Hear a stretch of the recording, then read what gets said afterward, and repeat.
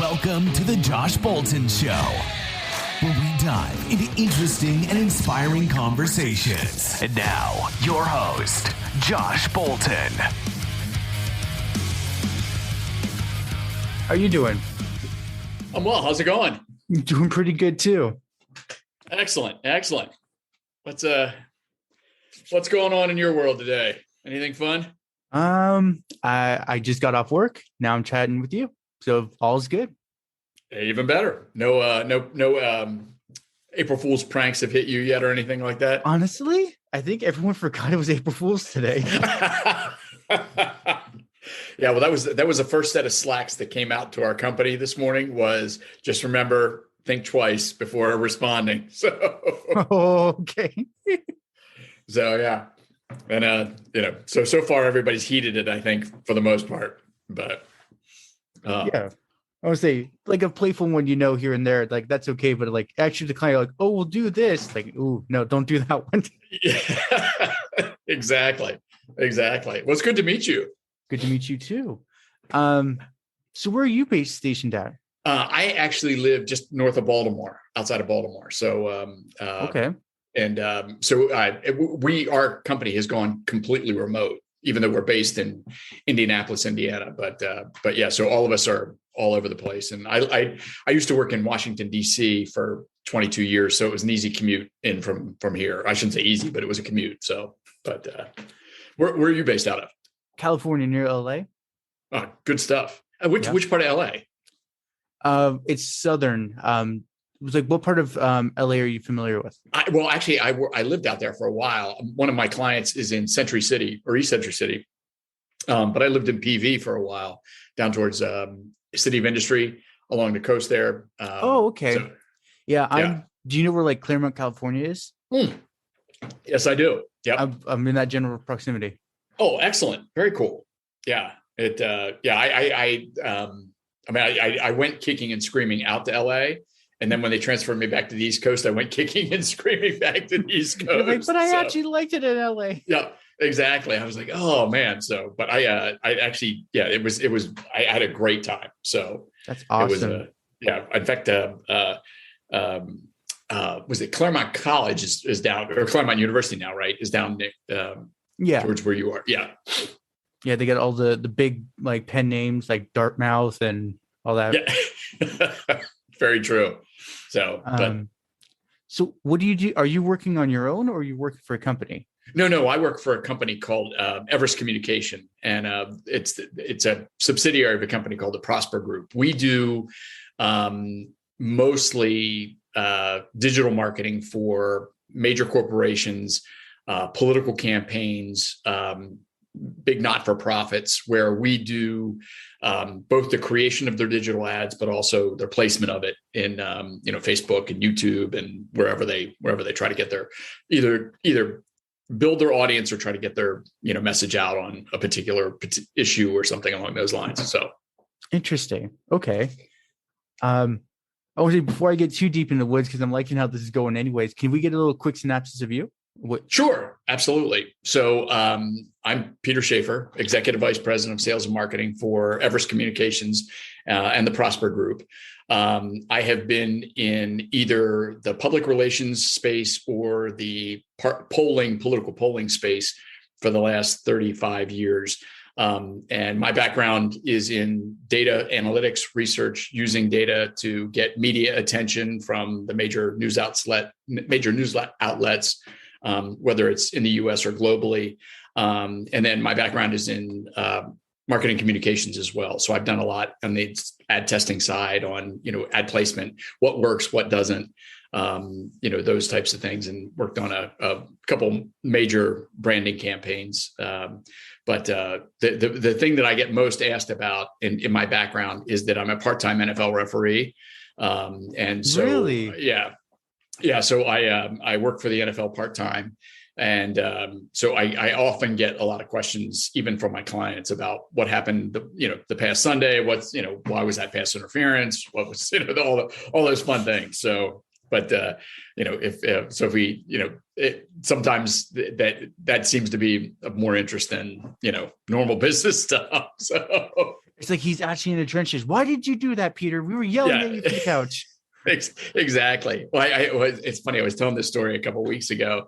This has been a long, long time ago. The CEO of a company I was working for, we were going to this big pitch, and in fact, it was in California, and so he's pacing around like just a cat, like he's just so nervous and all this nervous energy or whatever. I'm just sitting there kind of like this, and he said, he goes, "Why aren't you nervous about this?" And I said, "John, nervous is when you throw a penalty flag with 20 million people watching and you get it wrong. That's nervousness." I said, this is nothing. We're going to go pitch to 10 people.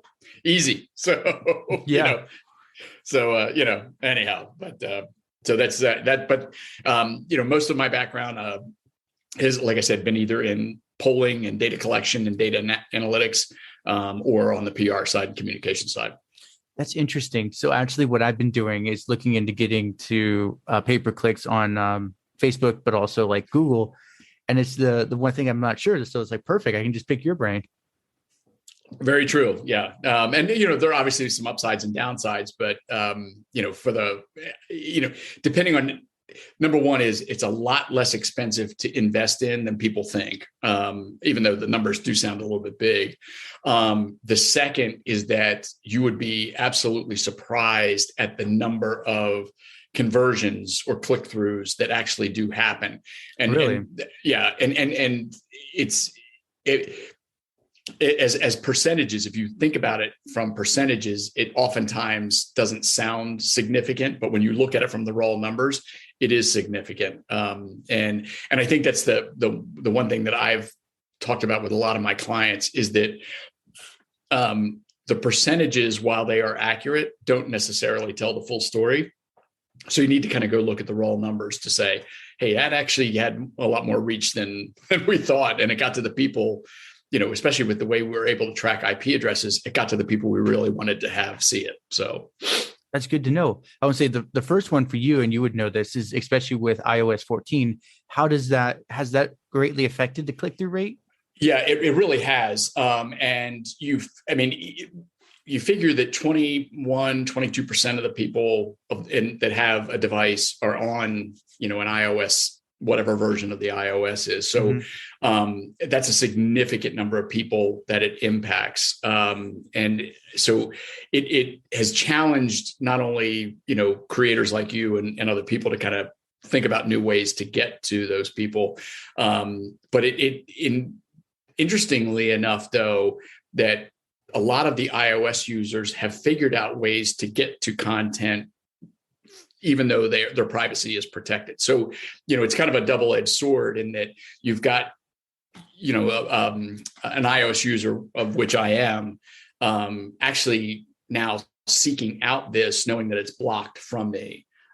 So I feel good about it being blocked, but I also feel like, hey, I'm missing something, so I'm going to go search for it, which is good news because you're probably on multiple platforms.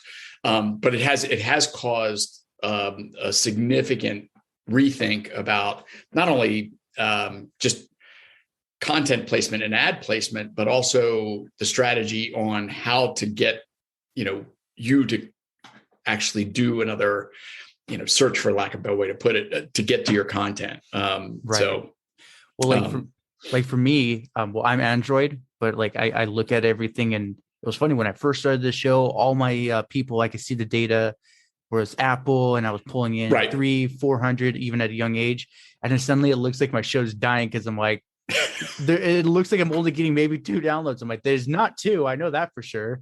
Right. Well, and you make a really, really good point, Josh, and that is that a lot of clients and a lot of my clients didn't adjust their metrics for the drop off. So all of a sudden, if you were just looking purely at the metrics, like you mentioned, you'd be going like, wow, this is really going in the wrong direction, or wow, this is. And in one regard, it all it is just taking out a metric that had some significant portion of your number. So you just realign the metric and go with it from there.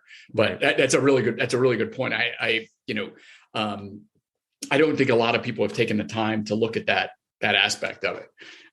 But I do think that if there's any saving grace is that Apple as a company continues to look at ways to maintain the privacy without and maintain the and not compromising the amount of data that they have, but still allow people to get the content. And I really respect the fact that they're still fine tuning it. Mm-hmm. We weren't really thrilled, quite frankly, that they took such a hard line. Oh yeah. But on the opposite side, it wasn't that inconsistent with their past decisions. I mean, they're usually pretty black and white about their policies.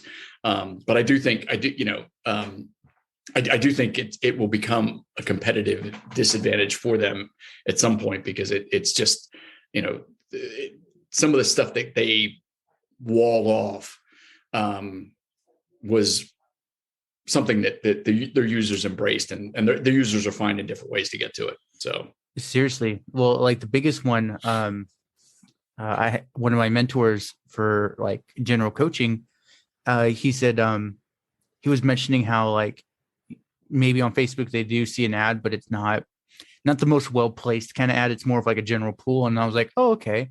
I said, wouldn't it? So it'd be like essentially a TV ad for Facebook, essentially. He's like, yeah, you don't know who the hell you're hitting, but you're hitting someone. Right. Exactly. And that's actually a really good way to describe it, is that, we become so, addicted is the wrong word for it, but we become so adept with the statistics that we get, and the granularity that those statistics allow us to see in the data, is that it's kind of a reversion back. It's I was on a call about 2 hours ago, that one of the great upsides of digital is you get all this data. One of the downsides of digital is you get all this data, and that and if you're, for example, like you said, advertising on TV, and you wanted to, you're hitting people, you just don't know what happens after that. So, digital gives you that comfort, but it also, kind of has some restrictions where, but that's a good analogy. I hadn't really kind of thought about it that way. But you're right. So. Yeah, I was just one of those, like I told him, I said, oh, it's like TV ads or the radio, like, you're paying for the time, X amount of people are going to hear it. But like you were adding, like, we don't know where they picked up, or if it was they heard an ad 2 months ago and then they act. That's the thing about internet. We can actually just see that. Well, exactly. Well, I just told him, like, as a customer, it's great to know that I'm not being tracked. But as an aspiring marketer and helping, it's like, this is shitty. Like, take it away. Exactly. Well, you know what, and you bring up a really good point in that that the evolution of some of these metrics have also changed the evolution of the way we make decisions around some of this stuff. And one of the things as being, kind of a semi-entrepreneur is the same thing, is you want to be nimble, and you want to be creative, and you want to, respond to what's going on. But, in one regard, you do want to trust your gut, because hey, I think I'm onto something here. And sometimes it takes, 30, 60, 90 days for those metrics to actually kick in for you, regardless of what platform. And I think my fear is that some of the really, really good and substantive ideas are being abandoned too early because the numbers don't support it, and they're incomplete numbers. Or, like you said, we're using kind of the shoot, ready, aim thing, because that's what we want to get it out there. We want to make it. And if the initial response isn't a standing ovation, we move to the next thing, and I think, this, consumers just aren't that, they're reactive, but they're not that reactive. Sometimes it takes them a little bit of time to, get used to something. So, but anyhow, I'm glad that your coach is giving you some good advice on it. No, it was really good. And because that was one of them, I was picking his brain. I said, I have a show, but like, I've heard it's kind of taboo to run ads to get yourself known as this on a show. But I was like, what if I have like a coaching program? And he's like, oh yeah, that's fine. He's like, but you're going to have to get good at your video, your copy, and your photos to catch attention. But he's like, usually that's fine. Yeah. Well, and you just brought up something that I'm finding even more and more, is that, as we all get more professional about our capabilities in audio, video, even scripting and things like that, is that I think in some regard we've lost the concept of guerrilla marketing. which I, is that if you come on and just, rather than try to script this out and get the perfect video and whatever, if you're authentic about it and you're really, that's going to come through, and that's probably going to make more difference than some glossy advertisement or thing, or something you painstakingly, went through saying, okay, I got to get this really, really right. And we do a lot of work, advertising work with political campaigns and, and causes. And oftentimes it's just that, man in front of the camera kind of thing where you're going like this, and speaking from the heart that actually gets the better reaction or does cause or create an action that, regular advertisement might not necessarily produce. So I'm very familiar with guerrilla marketing, but I've joked because I do martial arts and I used to teach it. I said, it's kind of hard to do guerrilla marketing online. So how would you, it was that the short, rough, unedited kind of thing? Well, that's one way to go about it. I think the other part too around guerrilla marketing is how to respond, or in a way that is kind of building. And I think, and I've seen this happen on multiple occasions, is that the assumptions we make about what we want to have happen, we try to plan out, we try to make, rather than responding and pivoting. And this is, if we've learned anything from Twitter, that you can respond and pivot in ways that, can kind of continue to build out. And I think sometimes is that we're so adherent to the plan that we miss those opportunities to kind of take or expand to that next level. And I see that, or the opposite, where we react to something that we shouldn't have reacted to, and it takes us down a tangent that we don't necessarily want to have happen. And so from a guerrilla standpoint, I think it's really, like you said, it's kind of, from my mind, it's three particular areas. One is, not necessarily getting the content perfect, but getting it right enough to get it out there. The second is to plan on how you would respond versus how you would react. And reaction would just be like, oh, this, but a response would be like, okay, I'm only going to really talk about this in this next phase. And then the third area is what are those ancillary topics that I can build off of based on the feedback that I'm getting, that I could show my expertise. And so I'll use this as probably a bad example, but during the NFL season, I can't really do social media about anything I'm doing with the league. Right. And so, if I were, though, I'd have to kind of figure out, if I made a comment about, the Los Angeles Rams Cincinnati Bengals Super Bowl game and a call that happened there, I'm going to get responses back from that. Well, I disagree with this or whatever. I may say, what, I'm not even going to respond to people I disagree with, or if I'm going to fight them, I'm going to fight them on, rule book things. But that last part is, okay, how would I educate somebody about the 6 different categories of pass interference based on this play situation?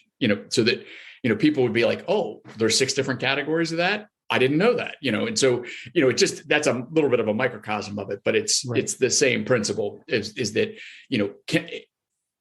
how can I extend it so that I can extend the conversation to keep at least, keep it fresh and keep it disruptive enough where it's not just me reacting to your negative comment or positive comment. So I would say you definitely have more experience with this than I do when it comes to angry people, especially when it's sports. Holy shit, there. Yeah, I've had a few run-ins, but yeah. So that was actually a side question, because you mentioned PR and all that. So how would you as a person, or you recommending a client, let's say they get themselves not necessarily air quote canceled, but a lot of people are yelling at them, how would you tell them to handle it?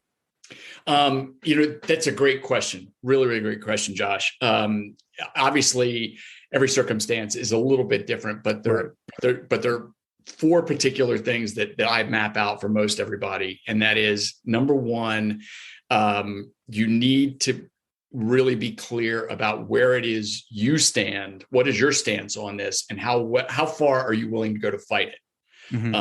Because and to that kind of next level is, are you playing the game that you want to play, or are you starting to play the game that they want you to play? Because if you go down that game route for somebody else's game, you're just going to get trapped into even worse situation. So so from a cancel perspective, if you fall into that trap, you're not going to really get out of it that easily. And then you're going to ask for more trouble. So the first thing is just understand the game and know your stance within that. The second is, how much of this is an emotional fight versus how much of this is a factual fight. And I think a lot of times we think we can fight emotion with fact, and you just really can't. It's going to make it worse in some. And I mean, there are certain circumstances where you need to make statements just to clarify, or you need to make statements to kind of maybe level set so that everybody, but you're not going to win an emotional fight with facts, no. at least at the outset. The third thing I tell clients is that you all are lucky that most people's attention span is less than one news cycle. So if you give this a week and it's still percolating, or it's still kind of, appearing or popping up or things like that, is that then you may have to go to a different type of strategy. But in one regard, most of our attention is, especially now, that most people will forget about it within 7 days. And unless it's something really, really direct in terms of your career, you're not going to get any more contracts or things like that. You might be able to take the posture of, I can just let this and then reemerge out of it. And then the fourth thing is that it's so easy right now to fall into the trap of how many people, the noise overwhelms the actual number of people that saw it. And I'll use this example. We had this happen a couple of weeks ago. We had a client come to us needing reputation repair. They have individually, they're fine. Their company has been pulled into a scandal. The company name is not that widely known. In the scandal involved a political situation or a political campaign several years ago. And the woman that's involved, the principal that's involved, is like, I'm losing business. People are searching me online and blah, blah, blah. And when they do search, they come to the one story that rises to the top. And she's like, well, can you fix it? And because it is so far at the top compared to number 2, number 3, and number 4, it's almost going to be impossible to move that down. So the question, the question is, do you go fight that? Because that's going to be, a long, long battle. Or do you come up with an alternative strategy that says, I'm going to actually fight this and say, hey, how I survived a hit piece from X publication, and put that out there, and then start using that to kind of turn the narrative. A little bit more risky because it says, I'm going to bring attention back to the original issue. The other option, and we talked about this with her, was that there are thought leadership things that she could be doing, not just, fighting this, and positioning herself as an expert in it, and using her company as the front versus, or I'm sorry, using her individually versus her company, because she was using everything in the company. And then that way it kind of starts turning it as well. So, some of this is just really understanding kind of how the structure of the way the story worked. But if she was to go fight this publication, it would be, just a losing battle for the short term. And so there are alternatives to be able to fix it, but that was just not going to be the best alternative for her. Okay. So then it's just more like, acknowledge it happened, but build content, prove that you're otherwise, just keep going. Eventually they'll understand. Yeah. And one of the things we recommended to her was that if you go to a website and you read something, and especially if it's a negative piece, is that you're allowing somebody else to define the narrative for you. So why not just at least get ahead? And you don't have to go through this huge explanation. You don't have to go through a bunch of things. Just acknowledge, yes, it did happen. No, this is what happened. This is why this is, such a pain, but it doesn't preclude me from working with you because I still have these, 6 things to offer, that kind of thing. And I think because of the relationship she had with her client base, she could actually do that in a more effective way than trying to go say, hey, I'm fighting this publication out here and whatever, and almost take on that kind of semi-hero status. So, which could actually come to bite you in the ass because they're like, are you sure it's a hero? Very true. Very true. And, and you know this probably just from your experiences, if you happen to pick a fight with the wrong publication, it's not going to end pretty for you. And, it's in some of these situations, you just pick the fight with the wrong person and go, that wasn't a smart move. So yes. I haven't gotten to the point where they're writing hit pieces on me, at least yet. Well, after going through it with various people, one of the things that you just have to understand is that for as much as they will hit your ego, it's their intent is not necessarily to bring you down. It's to sell newspapers, or it's to sell magazines, or it's to sell ad space or things like that. Mm-hmm. And those types of things are a commodity for them. That's what they're in the business of doing. And the ego part of it is just, it's a price of doing business for them.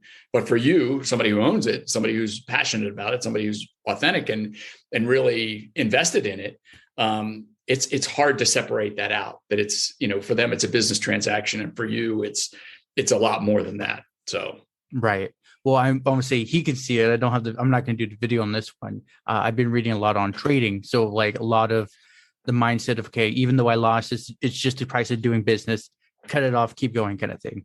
Yeah, that's actually a really good example. And you think about all the people that have the mindset that they're like, it's almost like going to Vegas, instead of, I'm going to win. And you got to, it's a binary equation. You're going to win some and you're going to lose some. So, right. You got to know when to cut your losses. Like, what is it? Know when to hold them, know when to hold them. Exactly. Now he would spit more truth than I realized as I'm between the books. True. So I want to tie back to the pay-per-clicks real quick. So let's say, I'm a hypothetical client and I have a coaching business to help strategize and grow. How would you recommend me building a campaign on, let's say, Google Ads and Facebook? The first thing would be to define as clearly as you can what your preferred outcome would be. And then we can modify that. So for example, if you want your campaign to create 10 new coaching clients over the course of the next 3 months, or whatever that number would be, at least you now have an outcome that you can work with. And that's kind of the first thing that we talk about with, what is it that, would be the thing that you want to say. I'll use this example. When I was at Gallup poll and worked at Harris poll, excuse me. And we talked with people who wanted to have their polling data covered by the New York Times or, Washington Post or whomever it is. It's like, what would that dream headline look like? What is it that you would really want that to say? And that's kind of the outcome part of it. The second would be just to be clear about, of that outcome, what audience would you really, really like to have? So in your coaching business, it might be entrepreneurs that are, really getting started, or it might be, just as cleanly as you can define what that, ideal client would be for you. Right. And it doesn't, and I think this is where it doesn't have to be perfect. It doesn't have to be like, I need to have soccer moms that make X number of income, or, it's just like, it comes down to, it's like, okay, who from a coaching perspective, would I want to work with individually? Who, what are their traits? And what do I feel like I can give them that is going to help them propel. So it's that, now your outcome has got those elements of like, these are the people that I think, or I know can really use the interaction, the collaboration that I bring to the table.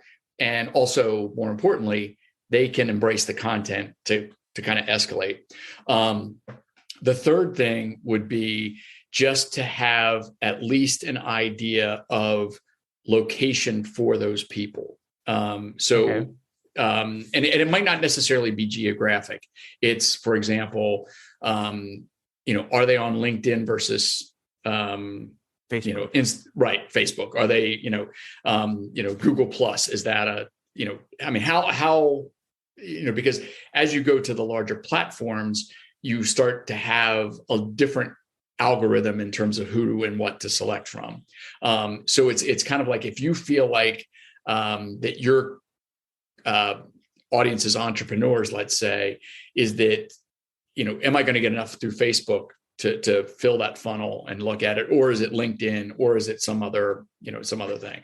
So those would be the three particular areas that I would kind of focus in on at first. And then this is a tougher question to answer.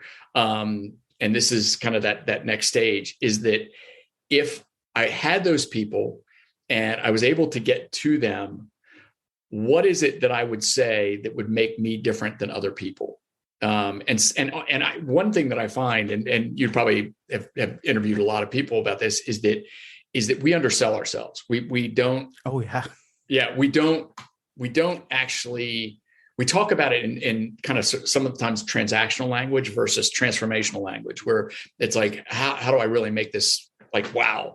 And I think oftentimes that, like I said, that might be some of that's the hardest question to answer, because you're sure, but if you can answer what it is I give and what it is I think somebody gets, then you've got your pitch, together. And that's that kind of fifth thing is just listing out all the different ideas that you would have about, okay, now I know who I'm going after. Now I know where they are. Here are all the different things I can do to attract them and get them to work with me. And, that list could be, fairly exhaustive. This came up in a conversation I had about 10 days ago, where we were doing a marketing campaign for somebody, and they were trying to decide whether it was supply a white paper or make an offer for somebody to engage. So, it's a customized offer. Right. And so we wound up debating, okay, is the white paper free consulting? Would somebody know what they want to do with it? Or is the offer too much for somebody? Is it too much work for them to go through the click process to give you their information and then have you follow up? And they ultimately opted for the white paper. And they got great response on it, because it was basically a proof of concept, or at least it was an easy way to introduce what it was. And now we were able to collect all the names and addresses of people who were able to click through that. And now they've got a target list that they can go after. Okay. So from that standpoint, and what I just outlined, you could probably do in less than an hour, and just as you kind of go through it. And the one thing that I would also both advise, but also caution is, friends and family are great in terms of like being able to network for you and help you, but oftentimes they're not that great in terms of the marketing, and so, as you seek advice and saying, hey, is this compelling? Does this really, just make sure that you're going to people who are able to respond to you in a, like your coach probably would be good, because he could give you, or she could give you a better and more realistic reaction to what you did. But that's kind of the process that we go through, is that, what is it, the outcome that you want? What is the audience that you want to reach? What would you say if you had that audience in front of you? Why is it really, why would somebody really want to talk to you? And then, where are they, and can we go get them? So 100%. Yeah. The only reason I asked about the coaching consulting thing is, what convinced me to get into the game was, I was working security at this big trucking company, NFI, and huge company. And it was just one of those. I was like an underpaid clerk, essentially. I would take the driver's info, punch it into a machine, and then set them in. And me being me, observing, keeping tabs on people. This one guy, we'll call him Billy. I don't really remember his name, but he had like a Hell's Gate tattoo on his neck with fire and demon spawn and everything coming out of it. And it was just one of those. I heard Billy coming in, and he said, "Oh, man, I wish I got in a car crash." And they're like, "Why?" He said, "Well, can I break my leg and go home for 6 months instead of working here for one day?" And I took a note, and this old guy came rolling up in his POS Ford Ranger. A man's worth stupid money. He could have bought himself a new one, kind of thing. And he just said something. Me and him were chatting before we walked in, and he's like, "Hey, Josh, you're observant. What's wrong? Like, this is my baby that launched me to where I'm at in the company. Why is my baby dying?" And I said, "Well, that guy with that neck tattoo." He said, "Oh yeah, Billy." I'm like, he literally just said he wanted to break his leg instead of coming here. So I'm like, the word morale has more power than what's happening here. Right. I'm like, "How long have you been a high-ranking manager?" And he's like, "Oh, like 20 years. I'm like, "Dude, you've already forgotten what it's like to be in the trenches." He's like, "I'm always here." I'm like, "But you're not in the shit with them. You don't know." I said, "Remember when you were a manager, you were rooting for your team to do good because then you could take the company card, go buy the expensive taco guy you've always wanted to try, but it's their money, so you get to try it first. And you all had a great time." And he was like, "Yeah." I said, "They're not doing that anymore." Yeah. So I told him, just simple gamifications. How much do you make? How much can you put aside, like $500 a week, personal cash? And he's like, "Yeah, that's like 2 steak dinners." I'm like, "Man, I want to try that place out." You're paying though. Yeah. Well, and Josh, you bring up something that's really good, is that the power of observation and the power of being able to translate that observation into something that's actionable is something that I think a lot of coaches miss. Because the coaches are so focused in on teaching techniques and not running the play, if that makes sense. Yeah. And what you just described is running the play, not teaching a technique. Like, you didn't tell him, like, here are 5 ways to go tell Billy what to do, because that wasn't going to work. But yeah. And you also brought up something that I think is important too, is that the farther people get away from their center on this, and like you said, the guy that, the less and less they have to contribute to actually solving the issue or addressing the problem. And I think, as you go through the coaching phases, and I see this happen a lot in the NFL as well, is that, some of the best coaches have never been players. Some of the worst coaches are players that can't disconnect from the competitive side, because they can't translate. I can't translate that passion to you as a player. That's got to come from you.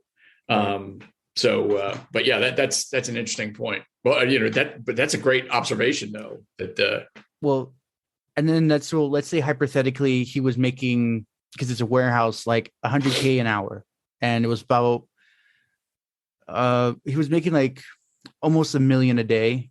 After I told him, I said, simple gamification. I said, shit, you say for a W-2 worker, $100 is game changing. It's really sad to say, but it's true. Give them $100 to Google or Amazon or food kind of thing. Run this for a month and see what happens. And then, but like, obviously for you want to, like, who at the top 5 that had no injuries, highest production without hurting themselves, like, you get $200 and everyone else gets 100 kind of thing. I said, we humans love games. Even if it's a non-competitive person, we love games for some reason. Don't know why. And they're going to devour it, and they're going to start calling each other out. They're like, "You're not ruining my $1,000 bonus at the end of the month," kind of thing. Yeah, true. And then literally he went from making $1 million a day to almost $3 million a day. And it only cost him maybe 10 grand total with everything. And I was like, it's such a small price. It's so simple. And when you treat them like a human, they're not a robot. They're not the equipment. They are humans. They got emotions. Once you see them for them, oh my God, they'll willingly break their back to help you out. Exactly. They don't want them to actually break their back though. Well, and you even told, you told him what motivates those guys, and that helped probably pave the way to a quicker outcome, because it wasn't like, we're going to make this program and we're going to do all this other shit. I mean, it's as simple as this. If I, like you said, if I gamify it, and this is, A is going to lead to B, or is going to lead to C. You don't need to have a program to do it. So, right. And that's where, after all that, it was like a month and a half, and suddenly everyone's calling him saying, wait, you were the laughing stock of the company. Why is it suddenly better? And he said, yeah, it's the one security guard. So he literally came out and said, all right, how much do you want me to pay you? Here's my personal check. And I was like, I'm thinking to myself, oh, 10 grand, like jokingly. I didn't realize until afterwards how much I made him money. He's like, oh, that's it. All right, here you go. Yeah. Yeah.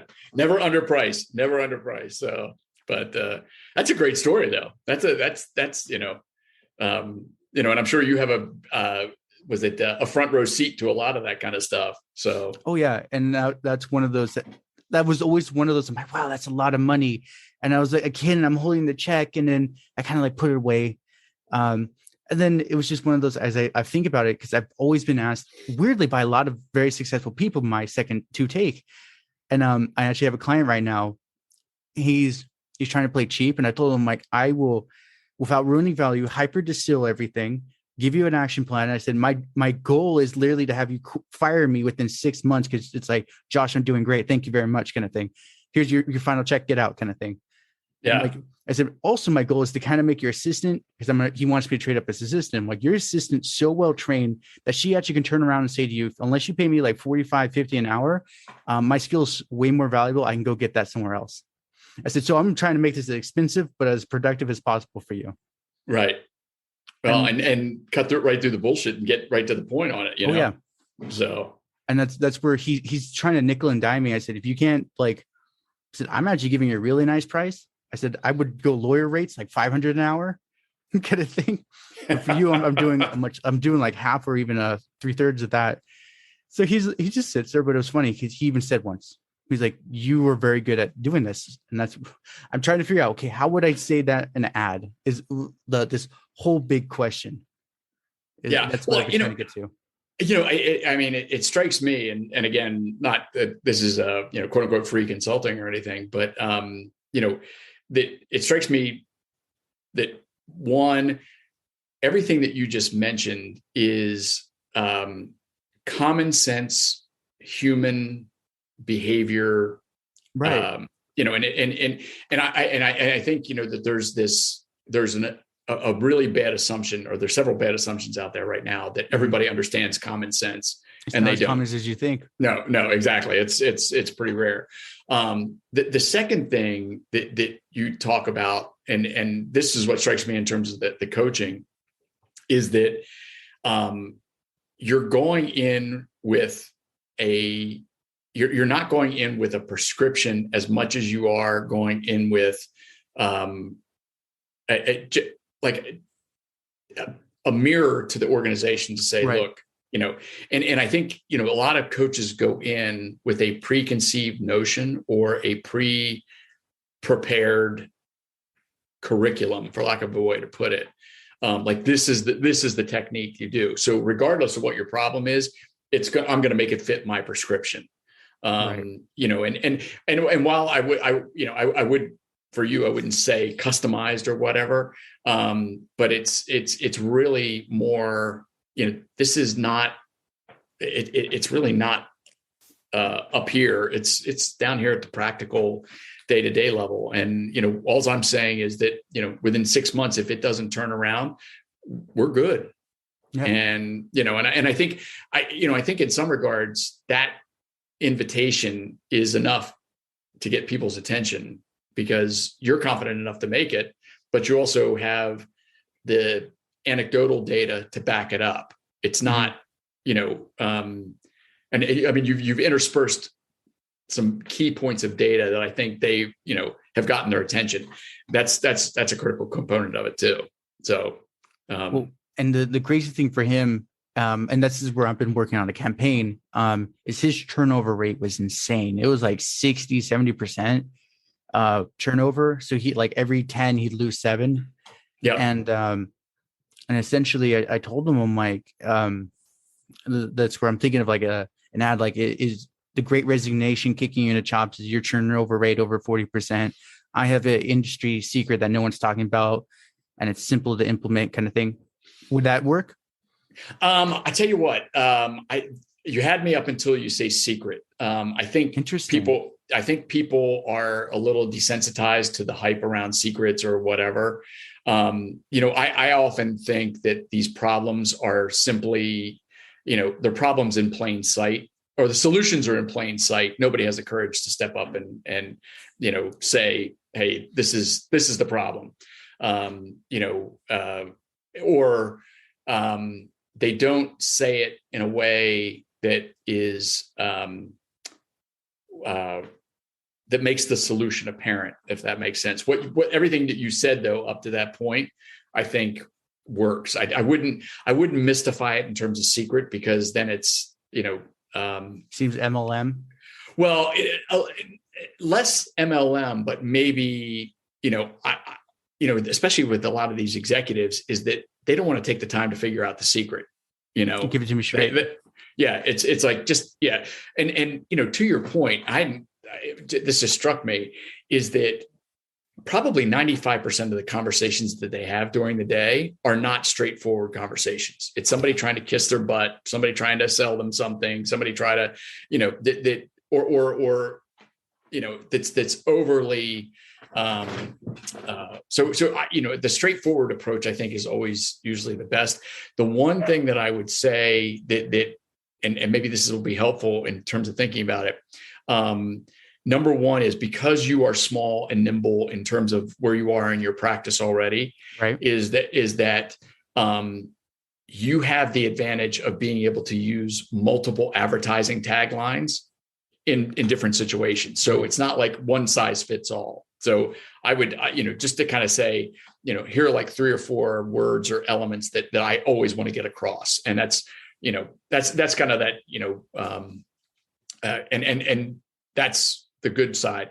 The second is, you have, even though they're not quote unquote case studies, you have case studies, you have examples of how this works. And the third is, and this is my only advice, would be just make certain that you really are addressing their immediate point of pain, because you brought up something a second ago that I think, some people might brush over.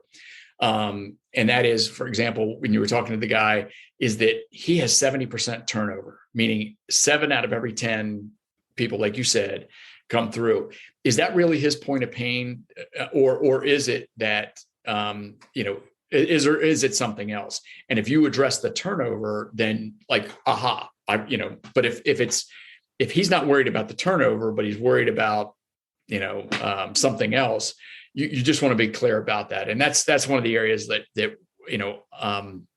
I think oftentimes we stumble around in, is that number one is, I really can't clearly articulate what my pain is. You have to figure that out. Right. But I'm going to give you a lot of clues to figure it out. You obviously are attentive, you watch, you listen, you observe, and you might just go back and say, hey, look, before we go any farther, I just want to make sure, is this what really is bothering you? If we solve this problem, does that, does it help you? And if they say yes, then that coaching, you know now how to make that coaching direction work. Does that make sense? Yeah. I was just I just made that copy up just on the fly kind of thing. That's where secret seemed the best word for me. Would protocols or something like that? I would say something like proven tactic. Yeah. Like, road tested, battle tested, usually get some good things, elicit some, but those types of things would be, more kind of, what's the word I'm looking for? Maybe more transparent. That's not the right word, but I think you know what I'm saying, is that don't make it too hard for them to figure out what it is that you do. Because if they can't figure it out within a minute, they're probably, just going to swipe up and keep going. Yeah. One thing that you mentioned earlier too, and I wanted to sorry, got off on a tangent there. It's all good. The way digital advertising works now, as you probably well know, is that it doesn't cost you a lot to do a lot. Right. And so, I think in one regard, what you had mentioned earlier about, having maybe one advertising campaign is that you might want to break that down a little bit and Okay. just, because I think and this is a little bit difficult to explain, but I'll try to. A lot of consultants walk into, or a lot of coaches or people that are trying to help other businesses, they walk in thinking that they have to target a specific industry category or a specific, whatever, HR problem, whether it's a finance problem, whatever. And in one regard, that helps kind of narrow the field down for you, but it doesn't narrow the field down for them. Right. And I think if you kind of flipped it and said, okay, what is it that I can go in and say that's going to narrow the field down for them? And you mentioned a couple of things. Just, one is I can help with morale. I can help with productivity. I can help with utilization, which is, just putting the people in the right places. Right. These are enough of a buzzword that'll get their attention, but it's not like you're coming in sounding like, oh my God, I've got to get a degree from MIT to understand what Josh is trying to do here. And I think that's but then to be able to say, okay, from a coaching perspective, it means, I'm going to meet with you on a regular basis, which might mean 10 hours to you, it might mean 5, whatever that, right. But, and because now what you've done is you've made it real for them. You've brought down this, I can solve your problem. And by the way, here's how we will jointly work together to solve that problem. And they may have questions about, it obviously is not as simple as that flow, but that's how we would map it out, would be right. So, because each person is unique. Maybe like, they want training for whatever. And it turns out kind of like this client, turns out that's not even the problem. It is all the back end stuff you just don't want to look at. Yeah, exactly. You mentioned like the guy's assistant, with that she's potentially underpaid or whatever. That may be the problem. Maybe she may just let it get up and go. But you know what I'm saying. I think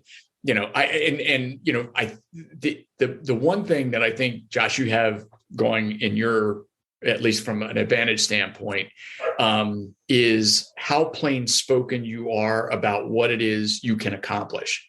And you don't back away from that. And so I think, in some regard, like you're the guy who's trying to nickel and dime you, he may just trying to push you to cut your price. He may push you, but it sounds like you've stayed on script with him. It's not like you're trying to adapt. It's not like you're trying to create a circle out of a square now. You're still selling them the circle, or you're still trying to convince them to circle. One thing that I've seen a lot of coaches do is that they become chameleons just to get the business. And, sometimes that doesn't work out. Sometimes it does, but, it sounds like, that's not your style anyway. So I would just, stay true to the stuff that you can do, because it sounds like you do it very well. So, that'd be the positioning of it. Thank you, Peter. It's actually kind of funny how you said the chameleon. So a long time ago, when I was in high school and junior high, I had bad bullying and all that back then. But I learned if I was a chameleon, I could change to whatever they want. I wouldn't necessarily get hurt, but then there's a lot of work for me trying to remember what I said, kind of thing. And so now, like, less grim story. Essentially, I was on heavy prescriptions for a long time. So now that I've been clean for 3 years, I'm just kind of like, nope, I'm not doing that anymore. It's way more work than it's worth. Very true. You either like me or you don't. There you go. So, well, good stuff. Well, hopefully this has been helpful. This has been super helpful. Like for me, this is one of those, it's like I said, I've been mulling over how a pay-per-click works. I've been running a few here and there just to get used to it with like Facebook, just to more like get generally known on my show. I create little sound bites, run on Instagram, see what happens. But that's one of those, I'm like, to get known. Yes, this show is a great like marketing point of view, but not everyone listens to a podcast. So like, do I need to get on YouTube? I don't like it, but do I need to get on TikTok kind of thing? Do I need to pay to get seen? Maybe I just make an ad and pay TikTok to do it kind of thing. Yeah, well, I will tell you that, just based on the statistics that we're seeing in it, just kind of in the larger frame of things, YouTube and TikTok are really, really widely read, widely seen. I was thinking one area that I think you may want to just kind of do a little bit more education on and explore is Reddit. We were talking about the traders. We were talking about traders earlier. There is so much going on Reddit right now that and probably for coaching would be similar. But I would really commend you to take a look at that as an option as well. Instagram may not necessarily be the audience you're looking towards, but it's a great scatter. It's one of the top 3 platforms in regard to traffic. So, you certainly can't go wrong there. I would also, consider taking a look at, maybe LinkedIn is an option. Yeah. They're a little more costly, but they're more, what I can tell, they're a little more effective too. Yeah. I use this actually in a client meeting a couple of days ago, is that, it may be a little bit more expensive, but you have better data and better targeting attributes, for lack of a better way to put it, coming from LinkedIn. And the more that community is getting more and more open in regard to these types of ads and not even promoted ads, just things that thought leadership, those types of things. So, my guess is that for some of the people that you would be targeting, LinkedIn would be in the top 2 or 3 that they would be on a regular basis. So, oh, absolutely. That's actually one of my guests a while ago has even said, like, the way you are and who you're looking for, that like you might want to update your LinkedIn game. I'm like, oh, okay. Yeah. Well, it was funny because I when I started doing the podcasting, one of the things that popped up was that I had to change my LinkedIn profile because you as a podcaster would go look at it and be like, well, why would I want to talk to him? So, right. Anyhow, I do apologize. I have a hard stop at 3 Eastern. So it's all good. Then I usually have some going out questions. Where can everyone get you at? They can reach me at, my email address is probably the easiest. It's Peter at Everest, EVEREST comms.com. Everest Communications. And, that's probably the best way to reach me. And I'm on LinkedIn and under Pete Shafer. So would love to connect with whomever. And, but those would be the 2 easiest ways to get a hold of me. Perfect. Absolute honor and a pleasure to chat with you. Oh, no, Josh, it was a lot of fun. Thank you so much for taking the time. And I really appreciate it. And I'll talk to you hopefully soon. Yes. Well, congratulations. You made it to the end. You're an awesome person. Not many make it here. So, being the awesome person that you are, can you do me one more awesome favor? Can you rate and review this on whatever podcast services you're using? If you do it on Apple, and you leave an actual written review, I have a thing on my website. I will take your written review and post it for all to see. Congratulations, you're permanently sealed on my site. Otherwise, I am trying to do YouTube more and live streaming. I will try to put as many of the YouTube links in the description of the show as I can. So give your boy some extra help over on YouTube. Watch my videos. I just mute it and change the channel. Change the window or something. But yeah, that's it. Thank you for being awesome and see you next time.